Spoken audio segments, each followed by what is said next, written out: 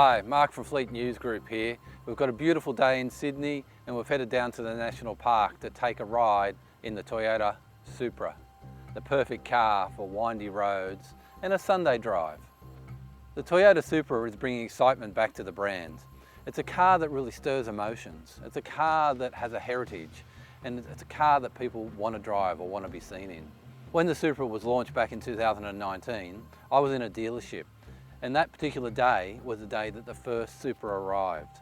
I wasn't quite sure what was going on when I heard the noise, the laughing, the giggling, but as I walked over to where everyone was crowded around, I could see the bright yellow Supra. The curves were beautiful, the shape was amazing. There were people taking photos, selfies, it was social media heaven. They really could see the excitement, I could see the passion, and I could see the enthusiasm of the staff in the dealership that were excited about the Supra arriving. And that's what the Supra has done. The Supra has brought excitement back to the Toyota brand, along with a range of other cars in the GR range, the Gazoo Racing. Toyota has brought excitement back to the brand and has gone back to its roots with racing and the Toyota Supra. So we've been driving the Supra for about a week now. It's a manual gearbox. It takes a bit of getting used to. Ironically, as a sports car, you should expect it.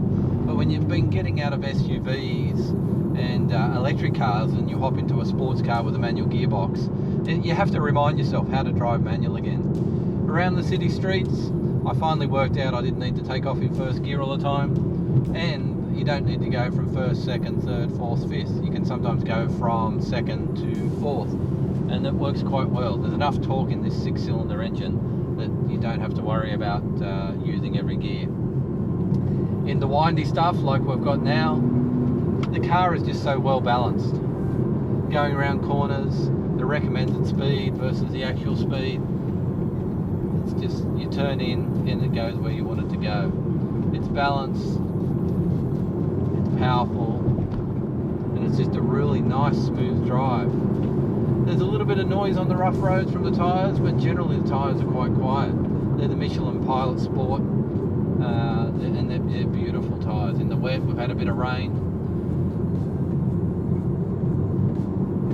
The seating position in the Supra is fantastic. They really hug your body.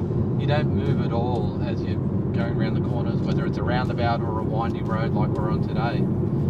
They've got adjustments that are electronic, so you can pump up the seats to make it a bit tighter or a bit looser depending on your body size, and you just sink right into it. I've been driving the car for over an hour now and I'm not feeling fatigued at all. The seats are really, really comfortable.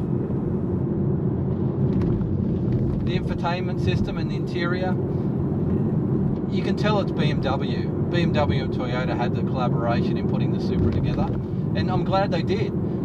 Because without it, it would have been a huge investment from Toyota to go it alone. It's got the BMW engine, the BMW chassis.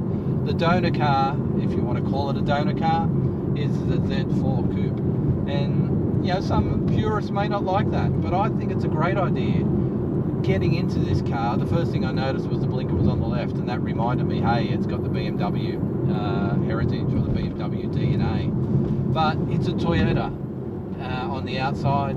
And that you don't forget that. The Supra.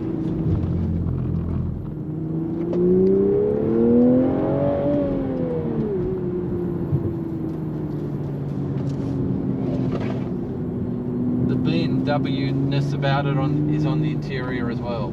The steering wheel, the infotainment system, the wireless CarPlay, it just works seamlessly. When the Supra was launched, it didn't come with wireless CarPlay to start with. That was an upgrade, and I'll tell you what, it's one of the best systems. Whether it's, I'm pretty sure it's the BMW system, but whatever system's in this Supra, the CarPlay is just seamless. Whenever you hop in, whenever you hop out, it connects. There's no problems whatsoever. I've got heated seats as well, which have been nice during the winter. Climate control, air conditioning. As you can see, I'm having a bit of fun here.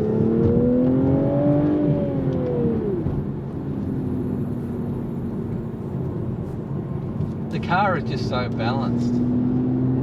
I'm not an excellent driver by any means, or an experienced or professional driver, but I just feel so comfortable scooting through the curves. The balance. It doesn't feel like I'm going to lose it at the rear end. It doesn't feel like I have to be a Michael Schumacher to drive it. It's just really well balanced, and that's where the fun is in the Supra. Okay, so we've had a great day driving the Toyota Supra around the National Park south of Sydney.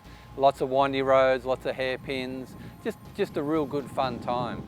The car with the 50-50 balance, it's just smooth. It's not the super fast car, it's not the fastest car I think that we've driven, but it's certainly got a lot of balance. It feels smooth into the corners, feels smooth out of the corners. We've also been able to drive the car around town the last week, at roundabouts, freeways, and you can do everything in this car. You could probably we haven't been on the track, but it'd do well on the track as well.